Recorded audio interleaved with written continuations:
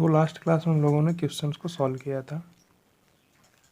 14th question तक हम लोग गए थे, जिसमें 13th मैंने बताया था और 14th होमवर्क दिया था, 11th बताया था, 12th होमवर्क दिया था।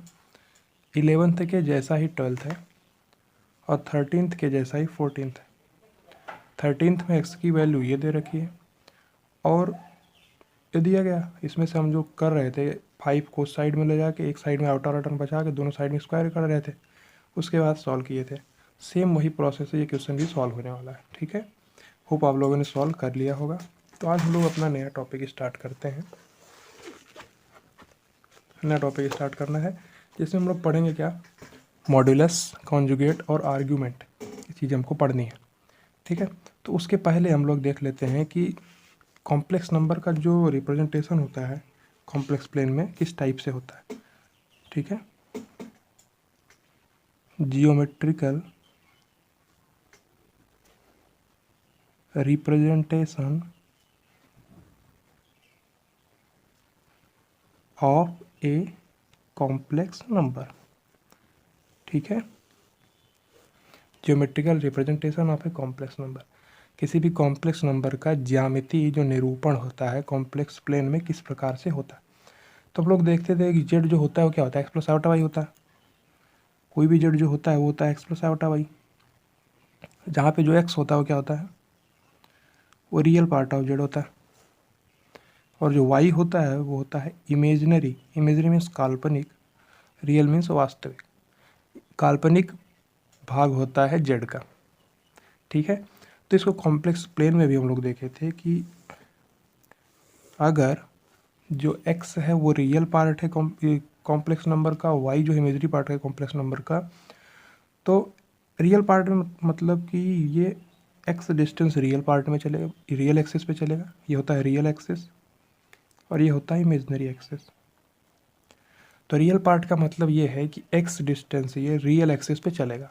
अब ये डिपेंड करता है, अगर x धनात्मक है तो धनात्मक एक्सिस में चलेगा, और x अगर ऋणात्मक है तो ऋणात्मक एक्सिस में चलेगा। ठीक है, अगर इसकी वैल्यू -4 होती तो इस जगह पे होता, +4 होगी तो यहाँ पे होगा। सेम उसी प्रकार से y होता है। y हमारा क्या होता है, ये इमेजनरी पार्ट होता है। तो ये इमेजनरी पार्ट है तो ये y एक्सिस में होगा, मतलब ये इमेजरी एक्सिस पे होगा ऊपर। जैसे x डिस्टेंस हम रियल एक्सिस पे आ गए और y डिस्टेंस हमको इमेजरी एक्सिस पे जाना है। यहाँ भी वही चीज़ है कि अगर y धनात्मक होगा तो ऊपर जाएगा, y ऋणात्मक होगा तो नीचे आएगा। अभी इन जनरल मान के चल रहे हैं कि x और y चलो धनात्मक ही है, तो पॉइंट कहाँ जाने वाला है, x डिस्टेंस रियल एक्सिस में, मतलब x रियल पार्ट है तो रियल एक्सिस में x डिस्टेंस चलेगा। y इमेजनरी पार्ट है तो इमेजरी एक्सिस पे y डिस्टेंस चलेगा। ठीक है, ये x डिस्टेंस है और ये y डिस्टेंस है। तो यहाँ पे हम लोग पहुँच गए। तो ये पॉइंट कौन सा होगा कि x एक्सिस में, यानी रियल एक्सिस में x डिस्टेंस गए हैं और इमेजनरी एक्सिस में y डिस्टेंस गए हैं। तो ये पॉइंट का निर्देशन क्या होगा, x, y तो होगा। मान लो ये पॉइंट है, P पॉइंट है, x, y है ना, तो x, y ही तो पॉइंट है। x distance x axis real axis में, y डिस्टेंस इमेजनरी एक्सिस में, तो पॉइंट है P, x, y। इसी पॉइंट P को हम क्या बोलते हैं, कॉम्प्लेक्स नंबर। क्योंकि ये कॉम्प्लेक्स नंबर भी यही है, जेड क्या है, x plus iota y, x real axis में और इमेजनरी एक्सिस में y। तो जो ये पॉइंट है P, x, y, वो भी यही चीज़ प्रदर्शित कर रहा है कि x रियल एक्सिस में और y इमेजनरी एक्सिस में। तो जो पॉइंट P है उसी पॉइंट को हम क्या बोलते हैं, P, x, y is equals to z is equals to x plus iota Y.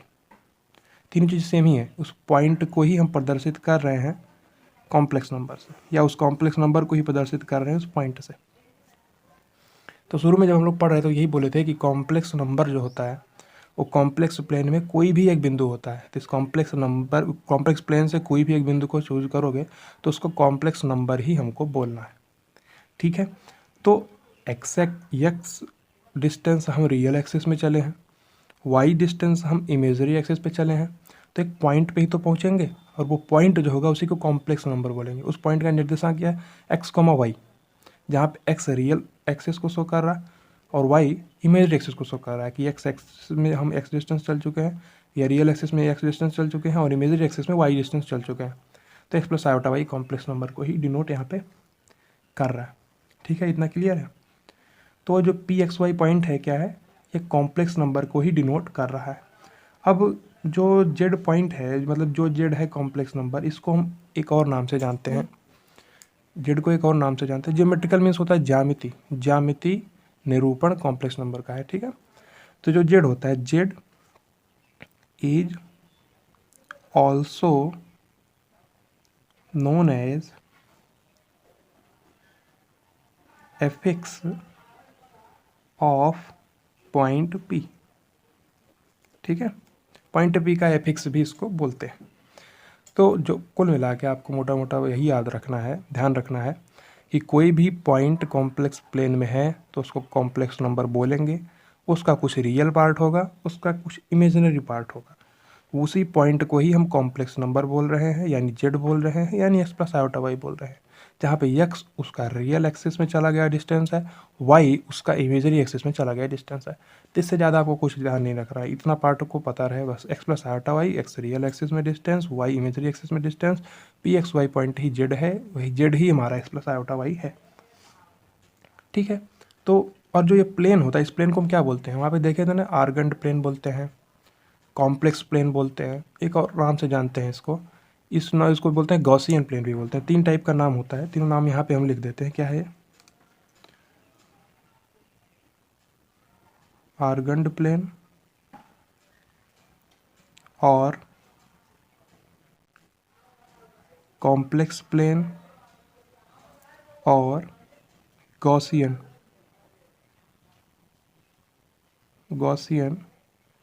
Plane. ठीक है, 3 टाइप के प्लेन होते हैं, आर्गेंड प्लेन, कॉम्प्लेक्स प्लेन और गॉसियन प्लेन। जिसमें गॉसियन प्लेन जल्दी नाम इसका यूज नहीं होता है, आर्गेंड प्लेन और कॉम्प्लेक्स प्लेन ही 2 नाम यूज होते हैं। तो ठीक है, ये 3 नाम होता है इस कॉम्प्लेक्स प्लेन का, इस प्लेन को हम 3 नाम से जानते हैं। ठीक है, तो ये छोटा सा पॉइंट था, बहुत आसान सी चीज़ है। ज्योमेट्रिकल रिप्रेजेंटेशन इस प्रकार से हम करते हैं किसी कॉम्प्लेक्स नंबर का।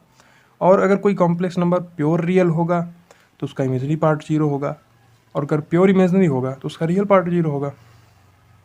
प्योर, अगर प्योर है, ठीक है, और यहाँ पे लिख लेते हैं, if A complex number is pure real, कोई कॉम्प्लेक्स नंबर अगर प्योर रियल है तो क्या होगा, उसका जो इमेजनरी पार्ट होता है, इमेजनरी पार्ट होगा वो 0 होगा।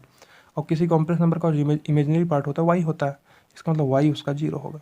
तो जो जेड होगा वो क्या आएगा, केवल एक्स ही आएगा, केवल एक्स ही आएगा जेड उसका। ठीक है, इस प्रकार से कुछ हो जाएगा।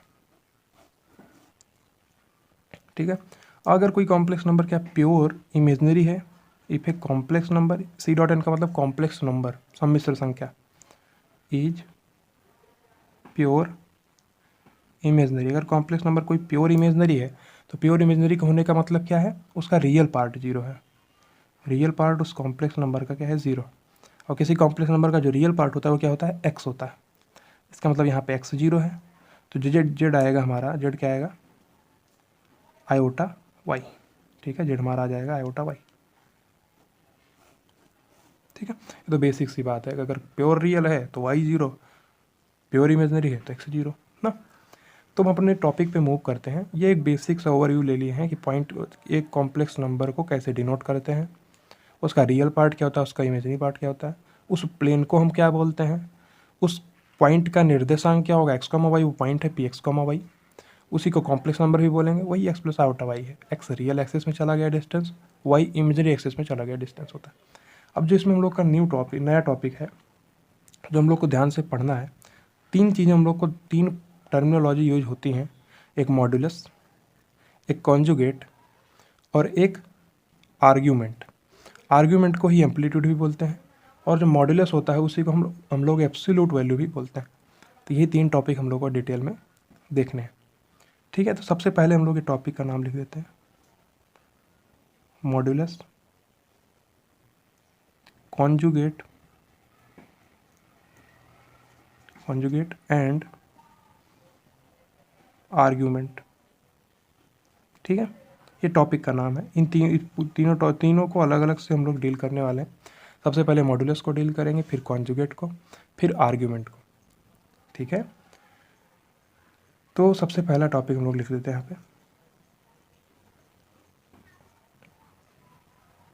Modulus of A complex number. तो किसी कॉम्प्लेक्स नंबर का जो मॉड्यूलस, हम लोग मॉड्यूलस ओ पास में है इसके, मॉड्यूलस क्या होता है? ठीक है, मॉड्यूलस का मतलब होता है संयुग्मी, सॉरी संयुग्मी नहीं, मॉड्यूलस का मतलब होता है मापांक। संयुग्मी तो कॉन्जुगेट का मतलब होता है। ठीक है, तो हम लोग को 3 टॉपिक पढ़ने हैं, मॉड्यूलस, कॉन्जुगेट एंड आर्ग्यूमेंट, जिसमें से सबसे पहला टॉपिक है मॉड्यूलस। तो किसी कॉम्प्लेक्स नंबर का मॉड्यूलस होता क्या है? इसी मॉड्यूलस को हम लोग और क्या बोलते हैं? एब्सोल्यूट वैल्यू भी बोलते हैं। और जितने नाम होते हैं उनको ध्यान से एक बार लिख लेना है।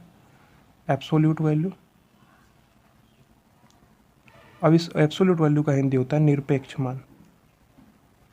निरपेक्ष मान, ठीक है, इतना पॉइंट याद रखना। उसके बाद इस टॉपिक पे मूव करते हैं हम लोग। क्या ध्यान रखना है कि मॉड्यूलस किसी कॉम्प्लेक्स नंबर का मतलब उस कॉम्प्लेक्स नंबर का मापांक, या उस कॉम्प्लेक्स नंबर की एब्सोल्यूट वैल्यू, या उस कॉम्प्लेक्स नंबर का निरपेक्ष मान, सारे ही एक ही पॉइंट है। मॉड्यूलस, मापांक, एब्सोल्यूट वैल्यू, निरपेक्ष मान, ये सारे एक ही चीज़ को डिनोट करते हैं। तो अब ये मॉड्यूलस होता क्या है? मॉड्यूलस या एब्सोल्यूट वैल्यू होती क्या है? तो देखिए, अभी हम लोग यहाँ पे देख रहे थे, ये किसी कॉम्प्लेक्स नंबर को एक पॉइंट के द्वारा प्रदर्शित करते हैं। जो पॉइंट क्या होता है? P x comma y. X real axis में चली गई डिस्टेंस है, वाई इमेजिनरी एक्सेस में चली गई डिस्टेंस है। तो जो इसका मॉड्यूलस होता है वो मॉड्यूलस होता है कि जिस पॉइंट पर हम लोग पहुँच गए हैं उस पॉइंट की मूल बिंदु से कितनी दूरी है, वही हमारा क्या कहलाएगा? मॉड्यूलस उसका। ठीक है, अब देखिए इसी ग्राफ में देखिए एक बार आप ध्यान से, ये है, ये पॉइंट हम पहुंच गए। तो ये पॉइंट मूल बिंदु से जितना दूरी पर होगा उसी को हम क्या बोलने वाले हैं? जेड का मॉड्यूलस। ठीक है, ये इसको बोलेंगे जेड का मॉड्यूलस। मॉड्यूलस को ऐसे डिनोट करते हैं, यानी कि उसका मापांक है। कुल मिला के मापांक का मतलब यही है कि मूल बिंदु से कितनी दूरी पर वह कॉम्प्लेक्स नंबर है, या मूल बिंदु से कितनी दूरी पर वह अपना पॉइंट है। पॉइंट यानी पी एक्स कॉमा वाई या z x plus iota y. ठीक है, तो यही पॉइंट हमको याद ध्यान रखना है। तो मॉड्यूलस क्या है? मूल बिंदु से उस कॉम्प्लेक्स नंबर की दूरी। तो उस पॉइंट यानी पी एक्स कॉमा वाई हमारा पॉइंट है, जो कि जेड है, जो कि एक्स प्लस आयोटा वाई है। तो इस पॉइंट की मूल बिंदु से दूरी निकालना, और किन्हीं भी 2 पॉइंट के बीच की दूरी का फॉर्मूला पता ही होता है। एक 0,0 है, एक एक्स कॉमा वाई है, तो बीच में डिस्टेंस निकाल सकते हैं आराम से, x2 माइनस x1 का whole square plus y2 minus y1 का होल स्क्वायर, फिर अंडर रूट ले लेंगे ना। अगर ये नहीं करना है तो आप ये भी कर सकते हैं इसमें कि ये कॉम्प्लेक्स प्लेन देखिए एक बार, एक्स डिस्टेंस चली है, एक्स रियल एक्सिस में, वाई डिस्टेंस चली गई इमेजिनरी एक्सिस में। तो जो इसका मॉड्यूलस होने वाला है वो ये डिस्टेंस होगी। तो ये डिस्टेंस हम निकाल सकते हैं, चूँकि एक समकोण त्रिभुज है। अगर ये समकोण त्रिभुज है तो ये कर्ण है, ये लंब है, ये आधार है। तो इस मॉडजेड को क्या लिख सकते हैं हम? एक्स का स्क्वायर प्लस वाई का स्क्वायर, मॉडजेड के स्क्वायर को। ठीक है, क्योंकि किसी भी समकोण त्रिभुज में जो कर्ण का स्क्वायर होता है वो लंब के स्क्वायर प्लस आधार के स्क्वायर के बराबर ही होता है। ठीक है, तो कुल मिला के जो ये पॉइंट ओ है, ओ पॉइंट है इसका, ओ पॉइंट मतलब ओरिजिन, और पी पॉइंट उस कॉम्प्लेक्स नंबर को प्रदर्शित कर रहा है। तो जो ये ओ पी डिस्टेंस है यही मॉडजेड है, यही हमारा क्या है? मॉड्यूलस है कॉम्प्लेक्स नंबर का। ठीक है, तो जो ओ पी है, ओ पी यही क्या है? मॉडजेड है, यही हमारा क्या? मॉड्यूलस है कॉम्प्लेक्स नंबर का। मॉड्यूलस या एब्सोल्यूट वैल्यू है कॉम्प्लेक्स नंबर की। तो इसको हम निकाल सकते हैं आसानी से। कैसे हो जाएगा? जब एक्स डिस्टेंस हम रियल एक्सिस में चले हैं, वाई डिस्टेंस इमेजिनरी एक्सिस में चले हैं, तो मॉड्यूलस क्या हो जाएगा? एक्स का स्क्वायर प्लस वाई का स्क्वायर का अंडर रूट, यही तो होगा। एक बार फिर से देख लीजिए, ये है, ये रियल एक्सिस है, वो इमेजिनरी एक्सिस है। तो ये एक्स डिस्टेंस यहाँ पे चले हैं, वाई डिस्टेंस यहाँ पे चले हैं, ये एक्स डिस्टेंस है, ये वाई डिस्टेंस है। तो ये जो मान होने वाला है ओरिजिन से, ओ है, पी पॉइंट है, क्या होगा? ये समकोण त्रिभुज है, एक्स उसका क्या है? आधार है, वाई क्या है? उसका लंब है, और ये कर्ण है। तो कर्ण का स्क्वायर बराबर लंब का स्क्वायर प्लस आधार का स्क्वायर। तो ये जो डिस्टेंस है यानी ओ पी का स्क्वायर क्या होगा? X square plus Y square. तो जो ओ पी हो जाएगा वो x square plus Y square का अंडर रूट हो जाएगा, यानी x square plus Y square का अंडर रूट। तो यही x square plus Y square का अंडर रूट ही हमारा क्या है? कॉम्प्लेक्स नंबर का मॉड्यूलस। ठीक है, इसको लिख देते हैं, यही हमारा क्या है? किसी भी कॉम्प्लेक्स नंबर का मॉड्यूलस।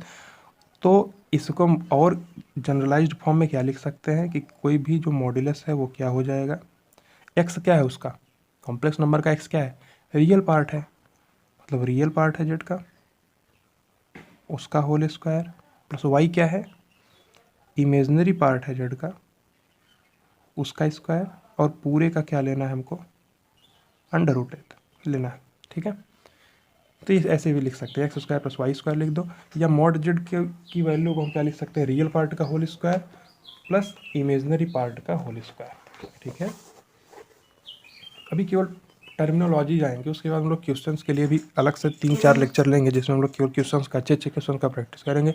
पहले नॉर्मल क्वेश्चंस का, उसके बाद कुछ उसके अच्छे लेवल के क्वेश्चन का, जैसे पहले टॉपिक के लिए हम लोगों ने किया था। ठीक है, वही चीज़ यहाँ भी करने वाले हैं हम लोग। तो यहाँ भी अब समझ लीजिए कि जेड क्या है, अगर जेड का मॉडुलस लिखा है उसका मतलब क्या है, उस पॉइंट की या उस कॉम्प्लेक्स नंबर की मूल बिंदु से दूरी। मूल बिंदु से दूरी कैसे निकाल सकते हैं, x square plus Y square का अंडर रूट, चूँकि दो पॉइंट के बीच की डिस्टेंस का फॉर्मूला x2 माइनस x1 का whole square plus y2 minus y1 का होल स्क्वायर का अंडर रूट होता है। या फिर किसी समकोण त्रिभुज को ध्यान में रखते हुए आप ये बोल सकते हैं कि x डिस्टेंस उसका आधार है, y डिस्टेंस उसका लंब है, तो कर्ण क्या हो जाएगा, लंब का स्क्वायर प्लस आधार का स्क्वायर, यानी x का स्क्वायर प्लस y का स्क्वायर, वो मॉड जेड का स्क्वायर होगा। तो मॉड जेड क्या हो जाएगा, x square plus Y square का अंडर रूट, जहाँ पे x उसका रियल पार्ट है और वाई उसका इमेजनरी पार्ट है।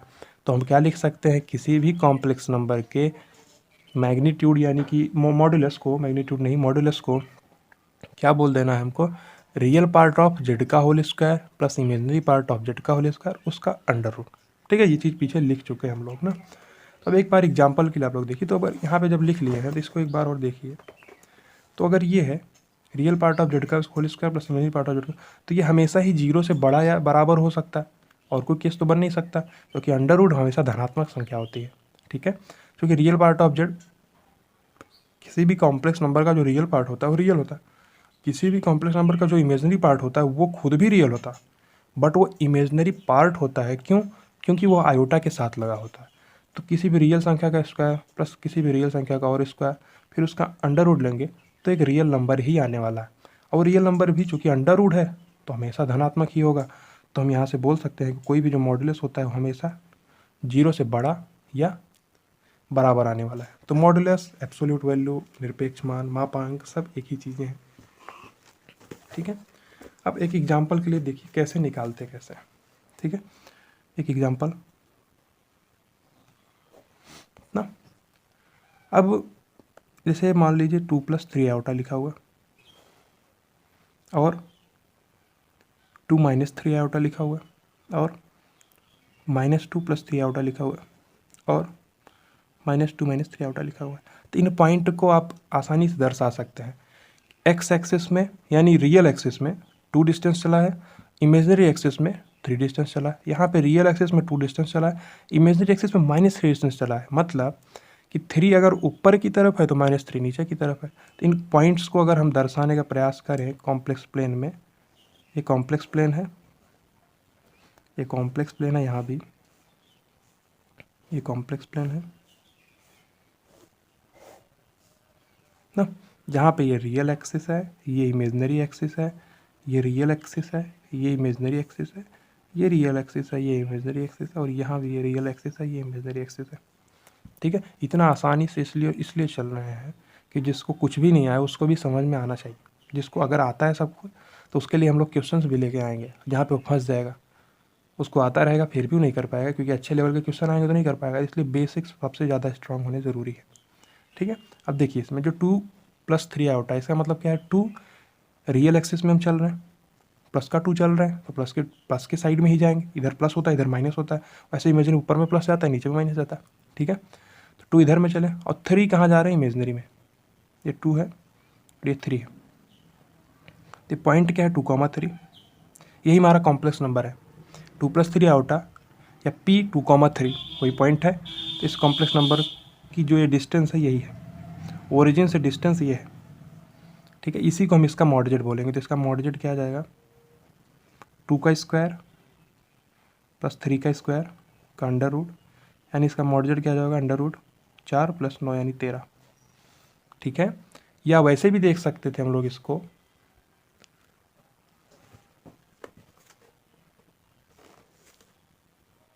ठीक है। तो मॉडजेट जिसका है क्या है, √13 है। तो वो तो ऐसे भी देख सकते हैं क्या है, रियल पार्ट ऑफ का square plus imaginary part of z का स्क्वायर फिर पूरे का under root. Real part of z क्या है 2 है, इमेजरी पार्ट ऑफ जेड क्या है 3 है। यहाँ पे रियल पार्ट ऑफ जेड क्या है 2 है, इमेजरी पार्ट क्या -3 है। क्योंकि किसी भी कॉम्प्लेक्स नंबर का जो हम कंपेरिजन कराते हैं वो x प्लस आयोटा वाई के टर्म से कराते हैं। जहाँ पे आयोटा वाई करा रहे हैं तो वाई यहाँ पे -3 है। सेम इसी यहाँ भी इस पॉइंट को हम कैसे देख सकते हैं, ठीक है। देखिए टू एक्स एक्सिस में, टू एक्स एक्सिस में गए यानी रियल एक्सिस में गए, -3 इमेजनरी एक्सिस, मतलब 3 अगर इमेजनरी एक्सिस में ऊपर में है तो 3 इमेजनरी एक्सिस में -3 अगर है तो नीचे में ही आएगा, यानी -3 2 है और 3 नीचे में आ गया तो अपने आप ही -3 है। -3 लिखने का ज़रूरत नहीं है, ठीक है। और जो ये डिस्टेंस यहाँ से हो जाएगी ओरिजिन की, ये ओरिजिन से ये डिस्टेंस है, ये पॉइंट है हमारा पी, वैसे यहाँ पे पॉइंट पी था। तो ओरिजिन से देखो डिस्टेंस तो चेंज नहीं होने वाली, क्योंकि रियल पार्ट का स्क्वायर करेंगे इमेजरी पार्ट का स्क्वायर करेंगे, चाहे माइनस होगा फिर भी स्क्वायर होकर पॉजिटिव ही बना देगा। तो जो जेड का मापांक यहाँ पे आने वाला है वो 2 का स्क्वायर प्लस -3 का स्क्वायर का अंडर रूट, तो जेड का मापांक क्या आ जाएगा √13, या रियल पार्ट ऑफ जेड का square plus imaginary part of z का स्क्वायर, जहाँ पे रियल पार्ट 2 है इमेजरी पार्ट -3 है, ठीक है। तो जैसे इन दोनों के लिए देख रहे हैं वैसे इन दोनों के लिए भी देखा जा सकता है, ठीक है। तो देखिए यहाँ पे क्या है, एक्स एक्सिस में चल रहे हैं -2, तो एक्स एक्सिस में चलिए -2। अब यहाँ पे -2 लिखने की जरूरत नहीं है क्योंकि हम ऑलरेडी नेगेटिव में ही चल रहे हैं, तो 2 उसका डिस्टेंस है और नेगेटिव में चल रहे हैं, इसका मतलब -2 है, ठीक है। और 3 जा रहा है वाई एक्सिस में यानी कि इमेजरी एक्सिस 3। तो ये जो डिस्टेंस होगी वो पॉइंट है, वो यहाँ पे वो ओरिजिन है, पी इसका पॉइंट है। सेम वही डिस्टेंस ओरिजिन से जो डिस्टेंस होगी इसकी क्या हो जाएगी 2 का स्क्वायर प्लस 3 का स्क्वायर यानी इसका स्क्वायर है। तो मॉडजेट इस जगह पे भी हमारा क्या आ जाएगा √13। तो तीनों चारों केसेस में √13 ही आने वाला है, जो कि रियल पार्ट का स्क्वायर प्लस इमेजिनरी पार्ट का स्क्वायर उसका अंडर रूट होता है, ठीक है। वही चीज़ इसमें भी थी, वही चीज़ इसमें भी थी, वही चीज़, बस पॉइंट चेंज हो रहा है। पॉइंट का जो चेंज हो रहा है उस टाइप से ध्यान से देखिए, पहला फर्स्ट कोऑर्डिनेट में आया, दूसरा फोर्थ कोऑर्डिनेट में आया, तीसरा सेकंड कोऑर्डिनेट में आया, और जो यहाँ पे ये वाला आएगा चौथा वो थर्ड कोऑर्डिनेट में जाएगा। तो -2 यानी कि एक्स एक्सिस में -2 यानी रियल एक्सिस में नेगेटिव साइड में, इमेजरी एक्सिस में भी नेगेटिव साइड में यानी 2 और 3। ये पॉइंट हमारा यहाँ पे आ गया। तो इस पॉइंट की जो डिस्टेंस होगी ओरिजिन से ये होगी, ये डिस्टेंस है उसकी, ये उसका मॉडजेट है, यहाँ पे ये उसका मॉडजेट है, यहाँ पे उसका मॉडजेट है, ये इसका मॉडजेट है। मॉडजेट का मतलब कुछ नहीं, बस ये होता है ओरिजिन से कितनी डिस्टेंस पे वो पॉइंट है, या ओरिजिन से वो कितनी डिस्टेंस पे वो कॉम्प्लेक्स नंबर है। वो पॉइंट अगर हम किसी भी कॉम्प्लेक्स नंबर पे एक पॉइंट को बस एक बिंदु रख दें तो इसका मतलब वो कॉम्प्लेक्स नंबर है, ठीक है। px, y हो गया या x प्लस आउटा y हो गया, z हो गया, तो उसकी जो डिस्टेंस होगी मूल बिंदु से, वही डिस्टेंस ही हमारा क्या कहलाता है, उसका मॉडुलस कहलाता है, यानी मापांक कहलाता है। तो मॉड जेड की वैल्यू यहाँ भी √13 ही आने वाली है, ठीक है। तो यहाँ पे कोई परेशान होने की दिक्कत जरूरत नहीं है। तो यहाँ से ये चीज़ समझ में आ रही ना। तो यहाँ पे हम लोग एक कंक्लूजन निकाल सकते हैं, ठीक है। यहाँ पे कुछ इंपॉर्टेंट कंक्लूजन निकाल सकते हैं, की पॉइंट के नाम पे लिख सकते हैं आप लोग, की पॉइंट। सबसे पहला की पॉइंट लिखिए, सबसे पहला की पॉइंट ये हो जाएगा कि हम लोग देख रहे हैं कि कॉम्प्लेक्स प्लेन में ही 4 टाइप के कॉम्प्लेक्स नंबर हम लोग देख रहे हैं, इन चारों के लिए ही मॉडुलस का मान सेम है। तो ऐसे ही और भी सारे कॉम्प्लेक्स नंबर हो सकते हैं जिनका मॉडुलस जो हो जाएगा वो √13 ही आएगा। समझ रहे हो इस चीज़ को। ऐसे ही कॉम्प्लेक्स प्लेन में बहुत सारे पॉइंट हो सकते हैं जिनका मॉडुलस √13 हो। तो सारे पॉइंट होंगे कहाँ, उन पॉइंट्स का अगर बिंदुपथ की बात करें, मतलब वो किस कर्व पे या किस फॉर्मूले को संतुष्ट करते हुए वो पॉइंट्स होने वाले हैं जिनका मॉडुलस हमारा √13 आने वाला है, ठीक है। तो वो एक सर्कल पे होंगे, क्योंकि सर्कल का मतलब क्या होता है, किसी एक फिक्स बिंदु से एक फिक्स त्रिज्या का अगर हम वृत्त बनाएंगे तो उस पॉइंट, उस सर्कल के हर पॉइंट की जो डिस्टेंस है वो उस मूल बिंदु से सेम ही होगी। सर्कल का मतलब तो यही होता है। अब ये देखिए ओरिजिन था, यहाँ से रूट ऑफ 13 डिस्टेंस पे पॉइंट था, सेम उसी से रूट ऑफ 13 डिस्टेंस पे एक पॉइंट यहाँ था, सेम इसी पॉइंट से रूट ऑफ 13 डिस्टेंस पे एक पॉइंट यहाँ पे है, सेम इसी से रूट ऑफ 13 डिस्टेंस पे एक पॉइंट यहाँ पे है। ठीक है, एक बार इसको बना देते हैं, ध्यान से देखिए, आप केवल पॉइंट को प्रदर्शित कर रहे हैं। एक पॉइंट है यहाँ पे, एक पॉइंट है यहाँ पे, एक पॉइंट है यहाँ पे, और एक पॉइंट है यहाँ पे। ठीक है, सबकी डिस्टेंस जो मूल बिंदु से है रूट ऑफ 13 ही है। ये एक P1 पॉइंट है, और ये एक P2 पॉइंट है, और ये एक P3 पॉइंट है, ये एक P4 पॉइंट है। तो जिस हिसाब से था उसी हिसाब से लिख दी, P1 P2 P3 P4 किसी भी ऑर्डर में हो सकता है ना। तो इन सब का मूल बिंदु से जो डिस्टेंस है वो क्या है, इन सब का मूल बिंदु से जो डिस्टेंस है वो रूट ऑफ 13 ही है। ठीक है, ऐसे भी देख सकते हैं हम लोग, मूल बिंदु से इसका डिस्टेंस है रूट ऑफ 13 ही है। तो थोड़ा लाइन इधर उधर हो सकता है, बट डिस्टेंस रूट ऑफ 13 ही है हर पॉइंट का। ये रूट ऑफ 13 यहाँ भी है, यहाँ भी हमारा रूट ऑफ 13 है, यहाँ भी हमारा रूट ऑफ 13 है, इस पॉइंट का भी जो डिस्टेंस है रूट ऑफ 13।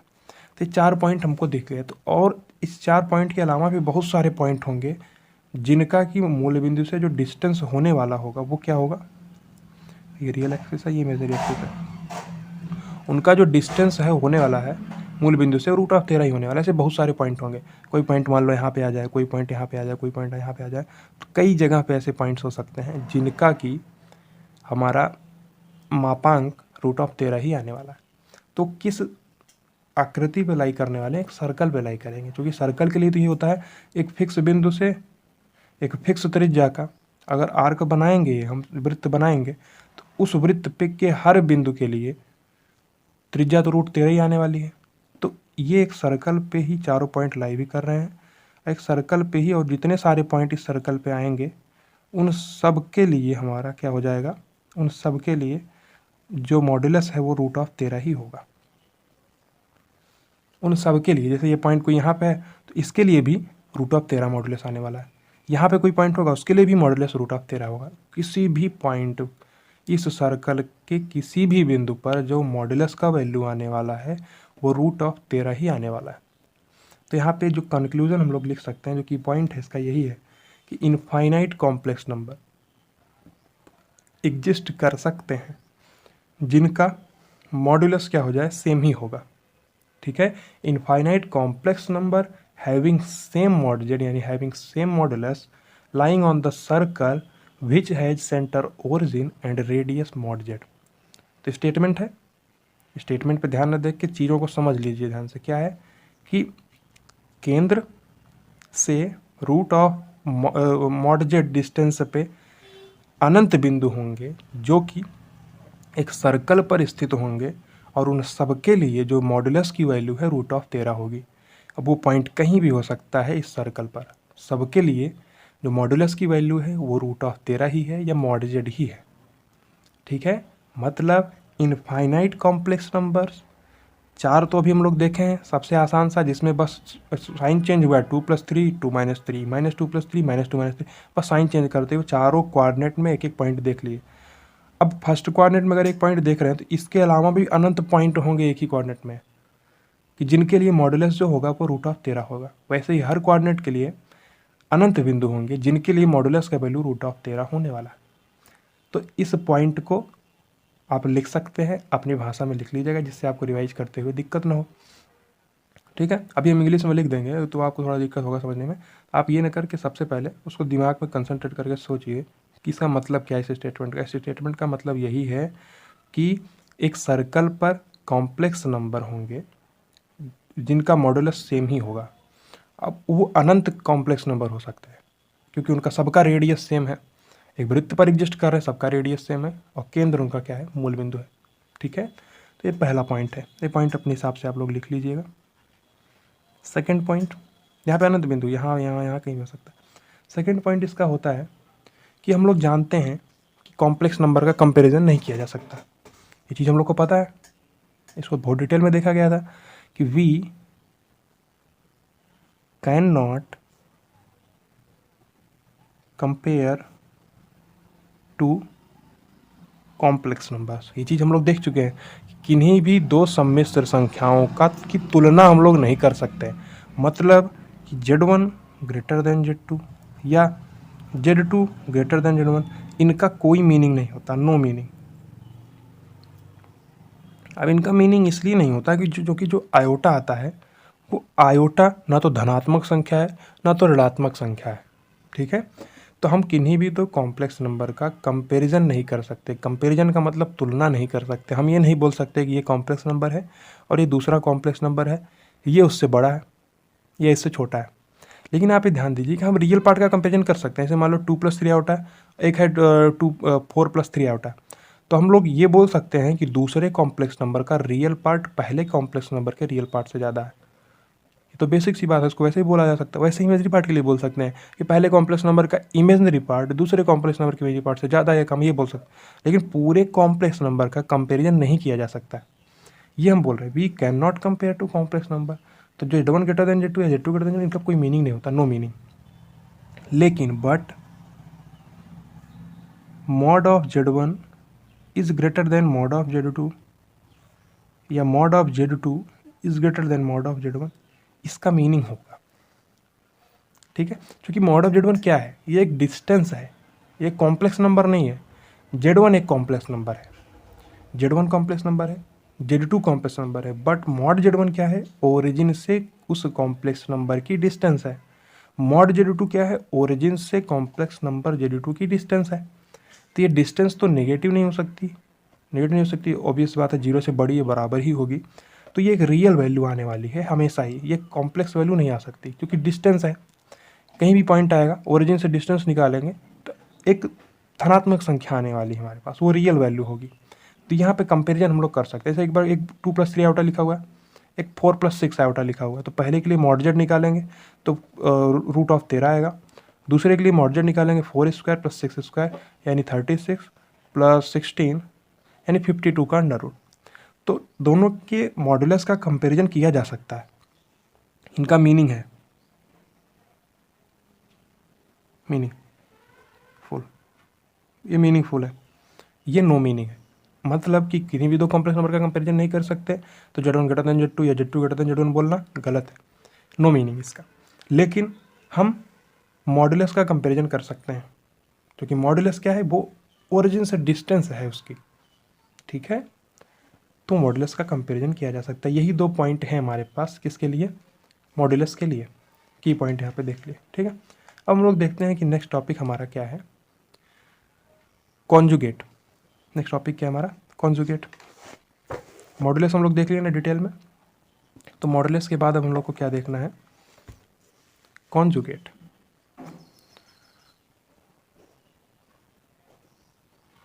कॉन्जुगेट यानी कि संयुग्मी, ठीक है।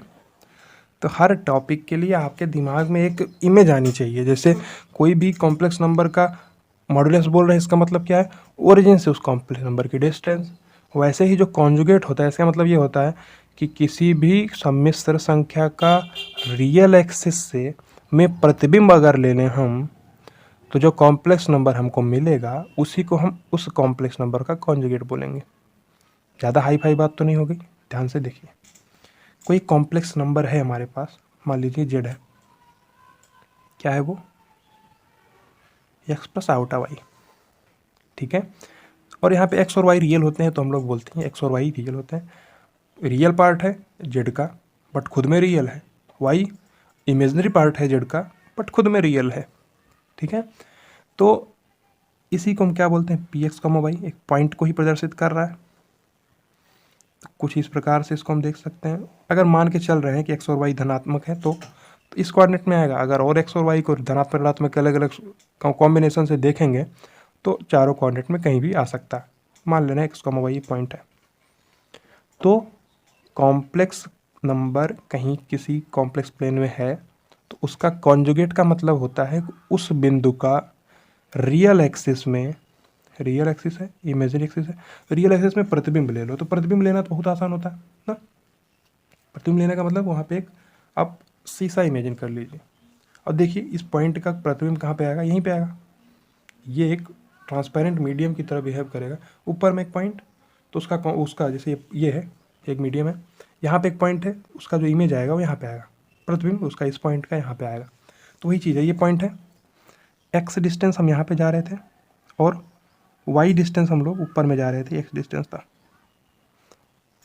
जिसका जो कॉन्जुगेट आने वाला है वो क्या आने वाला है कि इसी रियल एक्सिस से हम क्या कर रहे हैं, उसका प्रतिबिंब ले रहे हैं। तो प्रतिबिंब लेंगे तो क्या होने वाला है कि जो एक्स वाली डिस्टेंस तो चेंज नहीं होने वाली, ये पॉइंट ही बस यहाँ पे आ जाएगा। प्रतिबिंब लेना ही तो होता है, ठीक है, जिसमें से एक्स की डिस्टेंस तो वही है और जो वाई वाली डिस्टेंस है, यानी जो इमेजरी एक्सिस वाली डिस्टेंस है, वो माइनस का वाई हो गया, मतलब नेगेटिव साइड में आ गया, ठीक है। तो अब इस कॉम्प्लेक्स नंबर के लिए जो हमारा मॉडरेट था वो ये था, और इस कॉम्प्लेक्स नंबर के लिए हमारा जो मॉडरेट है वो ये हो जाएगा। तो मॉडरेट तो सेम आने वाला है, हम लोग देख भी चुके हैं, क्योंकि जो मॉडरेट होता है क्या होता है, रियल पार्ट का स्क्वायर प्लस इमेजरी पार्ट का स्क्वायर का अंडर रूट। तो मॉडरेट तो सेम आने वाला है। ये पॉइंट था एक्स कॉमा वाई, तो जो जेड बार इसका आने वाला है वो क्या हो गया, वो एक x comma minus y point हो गया। मतलब एक्स रियल एक्सिस में डिस्टेंस है और माइनस वाई मतलब कि वाई नेगेटिव साइड में इमेजरी एक्सिस में डिस्टेंस है, ठीक है। तो वही उसका कॉन्जुगेट है, कॉन्जुगेट मतलब उसका संयुग्मी है, ठीक है। इन कॉन्जुगेट के बहुत सारे क्वेश्चन करने हैं हम लोग को। बस एक टर्म है कि कॉन्जुगेट होता क्या है, या मॉडुलस होता क्या है, या आर्ग्यूमेंट क्या होता है, फिर इनके एप्लीकेशन से क्वेश्चंस बनेंगे अच्छे अच्छे, ठीक है। अब देखते हैं मतलब हुआ क्या। हमारे पास एक कॉम्प्लेक्स नंबर था जेड ना, क्या था वो, एक्स प्लस आयोटा वाई, ये कॉम्प्लेक्स नंबर था। अब इसका हम एक्स एक्सिस में मिरर इमेज ले लिए, मतलब प्रतिबिंब ले लिए। तो प्रतिबिंब जो एक्स एक्सिस में आएगा इसका, यानी रियल एक्सिस में आएगा, वो कहाँ पे जाएगा, अलग अलग कोऑर्डिनेट में जा सकता है। अगर हम जैसे इसी में देखिए आप एक बार, ये पॉइंट यहाँ पे ले रहे हैं, इसका मिरर इमेज यहाँ पे आ जाएगा, यहाँ पे लेंगे तो यहाँ पे आ जाएगा, अगर यहाँ पे लेंगे तो इसका मिरर इमेज ऊपर चला जाएगा। तो कॉम्प्लेक्स प्लेन में कहीं भी बिंदु हो तो उसका जो हम लिखने वाले हैं क्या, कॉन्जुगेट जो होगा, कॉन्जुगेट का मतलब क्या है कि रियल एक्सिस में उस कॉम्प्लेक्स नंबर का या उस बिंदु का क्या लेना है, हमको प्रतिबिंब लेना है, मिरर इमेज लेना है। तो एक्स कॉमा वाई का जो मिरर इमेज आने वाला वो क्या आ जाएगा, एक्स कॉमा माइनस वाई, ठीक है।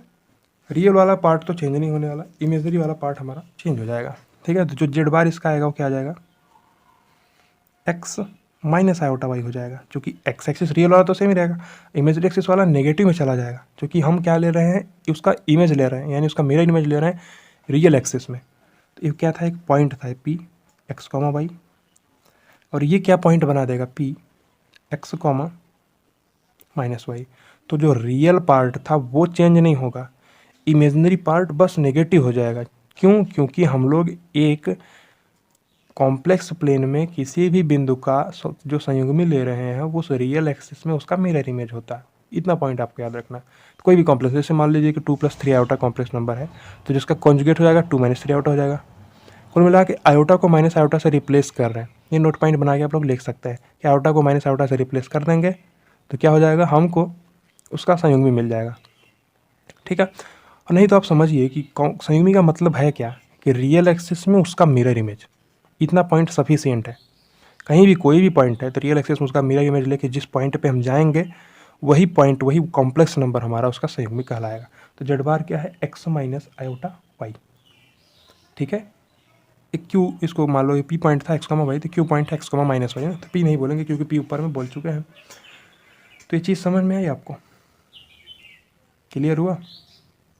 तो जेड क्या है, एक्स कॉमा वाई एक पॉइंट है, जो जेड बार होगा एक्स कॉमा माइनस वाई एक पॉइंट हो जाएगा, क्योंकि रियल एक्सिस में उसका मिरर इमेज ले रहा है। जो जेड का जो मापांक था वही चीज़ हमारा जेड के बार, इसको जेड बार से डिनोट करते हैं कॉम्प्लेक्स को ना, जेड बार, जेड के ऊपर में एक लाइन लगा देते हैं, उसको जेड बार बोलते हैं, ठीक है। जेड बार से उसको हम क्या करते हैं, प्रदर्शित करते हैं।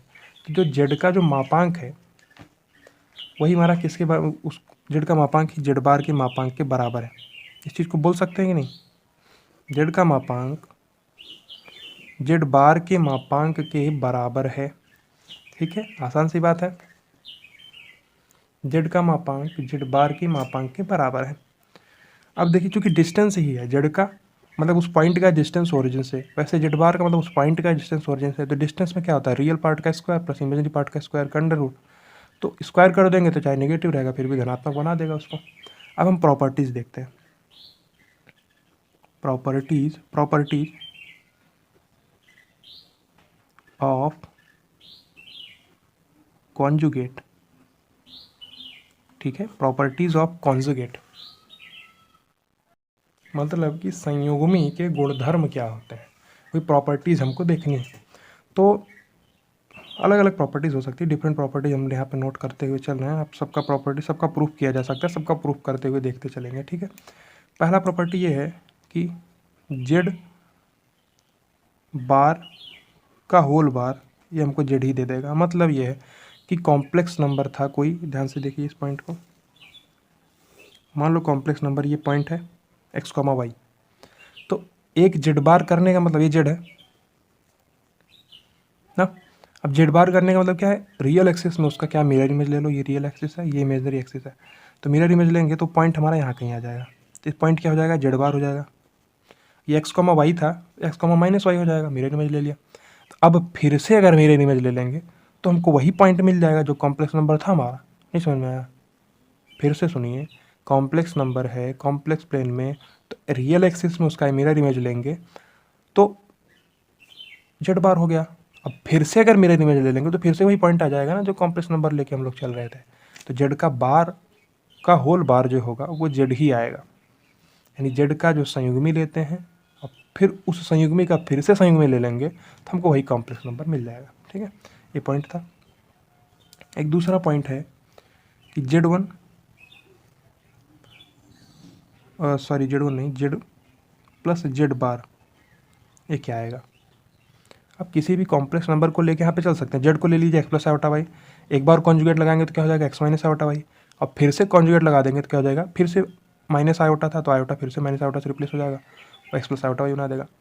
अब जेड प्लस जेड बार ये क्या आता है, 2 times real part of Z, ठीक है। देख प्रूफ कर सकते हैं हम लोग, क्या जेड मान लो क्या हो सकता है एक्स प्लस आयोटा वाई, जो जेड बार होगा वो क्या होगा X minus iota Y, Z bar तो यही होता है। अब दोनों को अगर हम जोड़ देंगे तो क्या हो जाएगा, जेड प्लस जेड बार, जोड़ने पे क्या हो जाएगा, आयोटा वाई पे घट जाएगा, एक्स और एक्स जुड़ जाएगा यानी 2x, यानी कि 2 times real part of Z. X क्या है, रियल पार्ट ऑफ जेड ही तो होता है, ये प्रूफ हो गया यहाँ पे, ठीक है। ये पॉइंट था, जेड प्लस जेड बार जो होगा 2 रियल पार्ट ऑफ जेड होगा, ठीक है। बहुत आसान सी चीज़ है। अगला पॉइंट ये है कि जेड माइनस जेड बार क्या होगा, z x plus iota y है, जेड बार क्या है एक्स माइनस आयोटा वाई, जब घटाएंगे दोनों को क्या हो जाएगा x plus iota y minus x minus iota y, यानी कि x plus iota y minus x plus iota y, तो एक्स एक्स कैंसिल आउट हो जाएगा, iota y plus iota y 2 times जुड़ जाएगा, यानी 2 आयोटा, और वाई, वाई क्या होता है, इमेजनरी पार्ट होता है जेड का, ठीक है। आसानी से प्रूव किया जा सकता है, यानी कि जेड माइनस जेड बार जब हम लोग करेंगे तो क्या हो जाएगा x plus iota y minus x minus iota y, यानी कि x plus iota y minus x minus iota y, तो क्या हो जाएगा 2 आयोटा वाई, जो कि 2 आयोटा वाई यानी कि 2 आयोटा वाई क्या है, इमेजनरी पार्ट है जेड का। लिख सकते हैं, पॉइंट्स हैं, बस आप देखते चलिए, सब चीज़ का पॉइंट का प्रूफ है हमारे अपने पास, ठीक है। अब देखिए,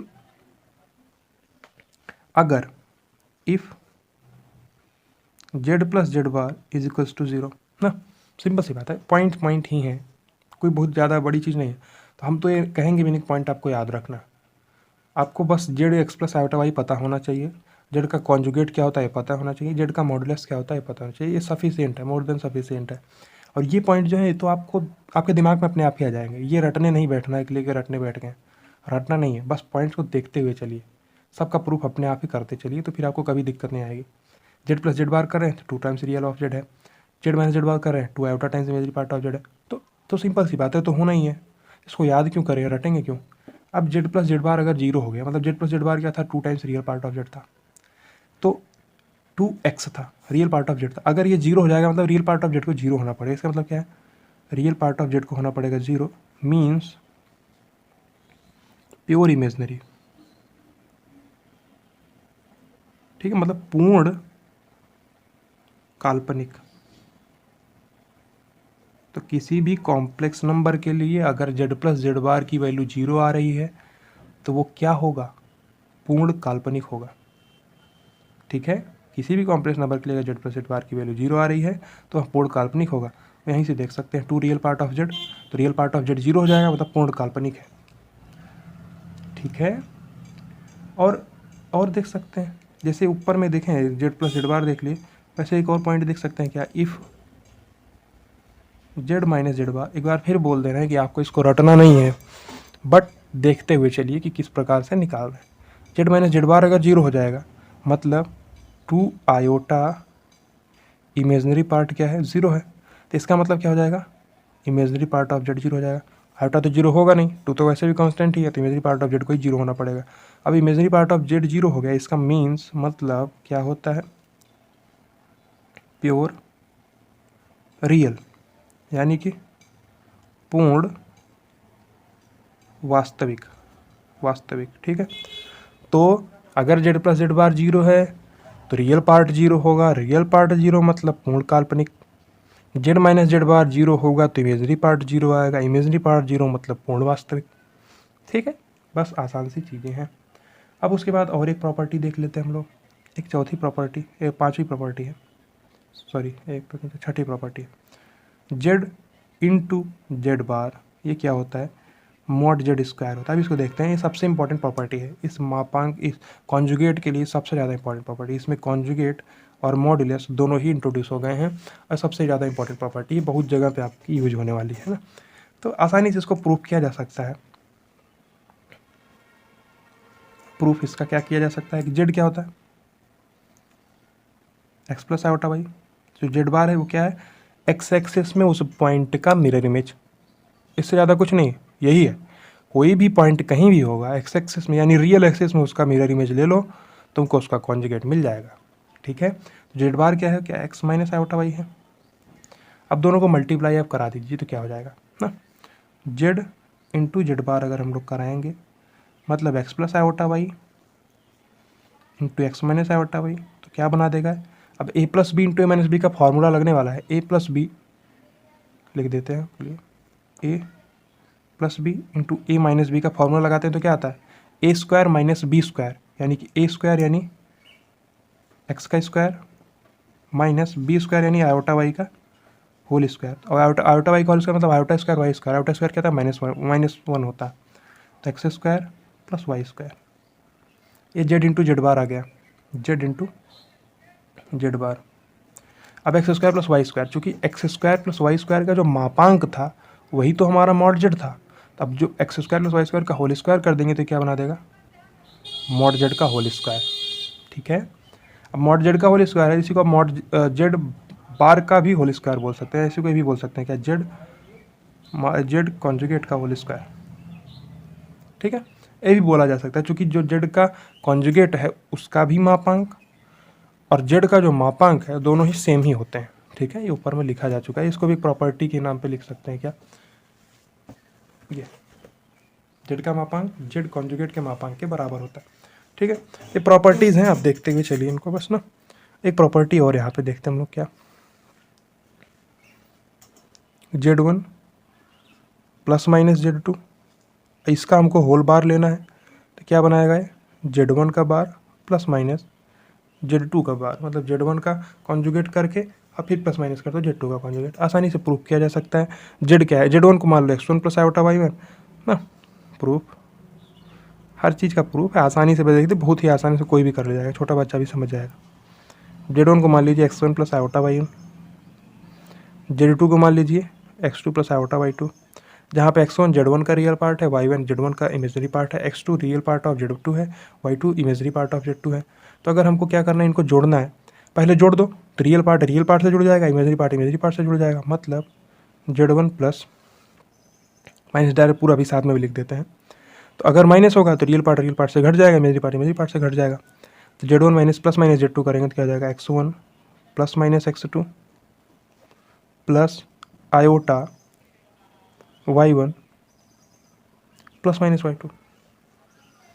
Z1 प्लस माइनस Z2 लिख रहे हैं, Z1 क्या है, x1 प्लस आयोटा y1 और प्लस माइनस Z2, तो अगर प्लस होगा तो रियल पार्ट से जुड़ जाएगा, और माइनस होगा तो इमेजनरी पार्ट से जुड़ जाएगा, बल्कि रियल पार्ट ऑफ रियल, अगर प्लस है तो रियल पार्ट से जुड़ जाएगा, इमेजनरी पार्ट से जुड़ जाएगा। जैसे मान लो 2 + 3 आयोटा है, यहाँ पे 3 + 4 आयोटा है, तो जब करेंगे तो रियल पार्ट जुड़ेगा, मतलब कि 2 + 3 होता है, 3 + 4 है, तो 2 और 3 जुड़ जाएगा और 3 और 4 जुड़ जाएगा, ठीक है। और माइनस होगा, यानी कि 2 - 3 आउट है और 3 - 4 आउट है। तो कैसे भी होगा, अगर प्लस कर रहे हैं तो रियल पार्ट से जुड़ेगा और इमेजरी पार्ट से जुड़ेगा, और माइनस करेंगे तो रियल पार्ट से घटेगा और इमेजरी पार्ट से घट जाएगा, ठीक है। एग्जाम्पल लेके भी आप लोग समझ सकते हैं, ठीक है। अब क्या करना है, हमको लेना है इसका कॉन्जुगेट। इसका क्या लेना है हमको, कॉन्जुगेट। Z1 + Z2 का अगर कॉन्जुगेट लेंगे तो बीच में यहीं पे माइनस आ जाएगा, बीच में ये तो माइनस आ जाएगा ना। तो अगर हम लेंगे Z1 + Z2, इसका कॉन्जुगेट अगर हम लेंगे, क्या जाएगा, X1 + X2 minus iota times Y1 + Y2, ठीक है। इन जनरल लिख दिया गया प्लस माइनस करके।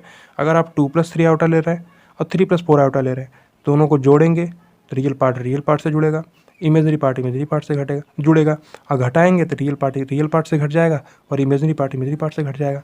तो Z1 + Z2 का मापांक ये चीज़ आ जाएगी। और इसी चीज़ को हम ऐसे भी लिख सकते हैं कि आप Z1 का मापांक पहले ले लें, यानी X1 - आयोटा Y1, ठीक है। और यहीं से देखिए, आप एक बार इसी ध्यान से देखिए, समझ में आ जाएगा आपको। Z1 + Z2 का होल मापांक है, होल मापांक नहीं, होल बार है, इसका मतलब होल कॉन्जुगेट है, पूरे का संयुग्म हमको लेना है। तो बीच में चीज़ आ गई। अब अगर हम लोग Z1 का पहले से ही कॉन्जुगेट ले लेते, यानी X1 - आयोटा Y1 कर देते, Z2 का पहले से ही कॉन्जुगेट ले लेते, मतलब X2 - आयोटा Y2 कर देते। अब हम दोनों को क्या कर देते, प्लस माइनस कर देते, बीच में प्लस माइनस लगा हुआ है तो वही चीज़ बनता, मतलब X1 + X2 बनता, क्योंकि यहाँ पे X1 + आयोटा Y1 है और ये X2 + आयोटा Y2 है। तो जो Z1 का बार आएगा वो लिख देते हैं एक बार आपके लिए। तो जो Z1 का बार आएगा वो क्या आ जाएगा, X1 - आयोटा Y1, और Z2 का जो बार है वो क्या, X2 - आयोटा Y2। अब इनको सेपरेटली प्लस माइनस करेंगे तो बात तो वही पढ़ने वाला है जाके। तो जो Z1 का बार प्लस Z2 का बार प्लस माइनस करना है तो ये हो जाएगा X1 - iota Y1 plus minus X2 - iota Y2। यही तो करना है हम लोग को। Z1 का बार प्लस Z2 का बार, Z1 का कॉन्जुगेट प्लस Z2 का कॉन्जुगेट, तो यही चीज़ तो आने वाली है। तो हमको यहाँ पे ध्यान से समझिए। अब इसके रियल पार्ट को रियल पार्ट से अलग कर दीजिए, X1 + X2 लिख सकते हैं, माइनस का आयोटा Y1 + Y2। वही चीज़ तो बन रहा है जो कि हमारा कहाँ बन रहा था, पिछले पेज पे बन रहा था। ये Z1 + Z2 का होल मापांक जो बन रहा था, वही चीज़ हमारा Z1 का मापांक प्लस माइनस Z2 का मापांक बन रहा है। Z1 का मापांक प्लस माइनस Z2 का मापांक, तो यह चीज़ आपको ध्यान रख सकते हैं कि Z1 + Z2 का कॉन्जुगेट करिए, ये बराबर होगा Z1 का कॉन्जुगेट प्लस Z2 के कॉन्जुगेट के। अगर माइनस है Z1 का कॉन्जुगेट माइनस Z2 का कॉन्जुगेट हो जाएगा, ठीक है। आसान सी बात है, केवल X1 + आयोटा Y1 मानना है, X2 + आयोटा Y2 मानना है, सीधे प्रूफ करा सकते हैं आप लोग, ठीक है। एक प्रॉपर्टी होगी, सबसे ज़्यादा इंपॉर्टेंट प्रॉपर्टी Z बार बराबर mod Z²। ये प्रॉपर्टी Z1 + Z2 का होल बार बराबर Z1 का बार प्लस माइनस Z2 का बार, ठीक है। ये मापांक नहीं, कॉन्जुगेट है। कॉन्जुगेट मतलब संयुग्मी, Z1 + Z2 का कॉन्जुगेट, यानी Z1 + Z2 का संयुग्मी Z1 के संयुग्मी प्लस Z2 के संयुग्मी के बराबर आएगा। Z1 का संयुग्मी Z1 - Z2 का होल संयुग्मी है, तो Z1 का संयुग्मी माइनस Z2 का संयुग्मी हो जाएगा, ठीक है। बहुत आसान सी चीज़ है। अब नेक्स्ट टॉपिक देखते हैं, नेक्स्ट प्रॉपर्टी देखते हैं हम लोग क्या है।